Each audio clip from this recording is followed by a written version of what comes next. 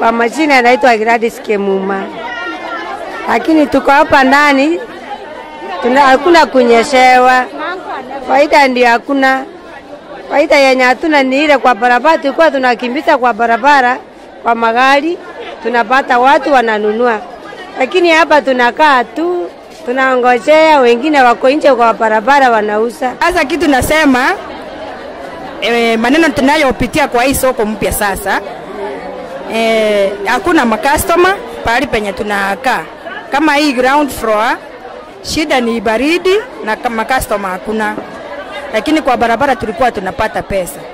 Na uzuri tumeona ni vile tunyashewi na vitu yetu ilikuwa inaenda na maji na sombwa na maji, lakini saa hii hakuna kusombwa. Sisi tunataka yani saa zile hii soko vile ilifunguliwa, sisi tunapenda tu tukae hapa.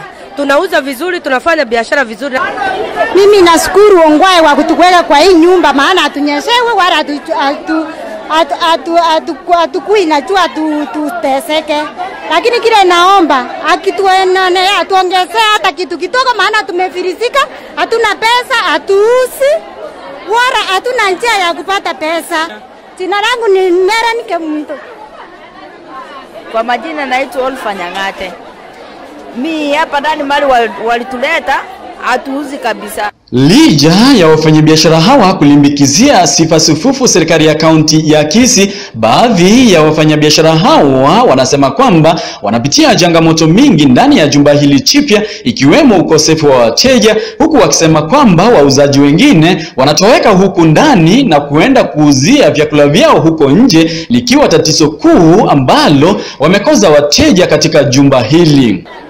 Sasa kitu naomba serikali itoe watu wote wa nyanya njiani, watoe wa mboga kama serious wakucha hapa ndani, kila mtu akae hapa ndani na watu watangaziwe wajue wote soko ni hapa ndani. Sasa wengine wakitembea nje na sisi tukiuza hapa ndani ni kama wanje tunaenda hasara.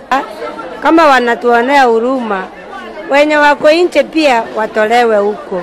Hapa ndani watu wote wanyanya wausia hapa ndani. Nilipozuru Holova la 3 na kutangamana na wale wanaofanya biashara ya kuuza omena, walikuwa na haya ya kusema, huku wengine wakisema kwamba wanaomba serikali ya kaunti kuwaruhusu kufanya biashara zao wakiwa huru bila kuzumbuliwa na maafisa wa serikali ya kaunti ya Kisii. Majina anaitwa Simeon Wankuru kutoka Isibania. Ni mkaji wa Kisii Taraja Mbili. Karibu miaka 4. Lakini tangu corona ianze biashara imekuwa mbaya. Tangu kuwekwa ile chengo ambalo limechengwa hapa Taraja Mbili, tumeingizwa huko, lakini katika kuingizwa huko vile tumeingizwa, biashara imekuwa mbaya. Jina ni Lucas Wankuru. Mimi nimetoka Kuria, nimekuja hapa Taraja Mbili. Nimekuja kujitafutia riziki. Sasa shida yenye niko nayo hapa, nimefinyiliwa sana. Tuachiliwe tufanye kazi kama vijana, maana kuna wengine ambao tu kupatika kusoma, kupewa elimu ya kusoma ya kuachiliwa, lakini sasa Mungu akatufungulia njia, tukafanyeje? Tukajiajiri wenyewe. Sasa sina uhuru. Sasa kama Taraja Mbili najua ni soko na ambayo najivunia. Kabisa ni soko najivunia. Nimejiajiri kama kijana sana.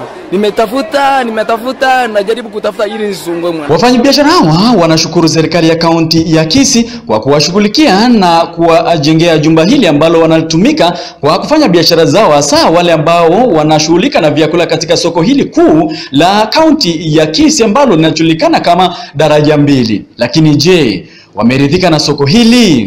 Kwa sasa hapa ninafinyiliwa sana. Sasa hivi hata nikitoka nje nimekuwa sina uhuru sana. Nitoke tu nje nimekuwa kama maabusu. Nikitoka tu nje napigwa faini 20,000, 10,000. Sasa nashindwa nifanye nini? Sina uhuru kabisa katika hii soko ndani kwa hii jengo. Yaani tumefinyiliwa sana. Yaani sasa tumekuwa kama sisi sisi tutamaliza corona hii.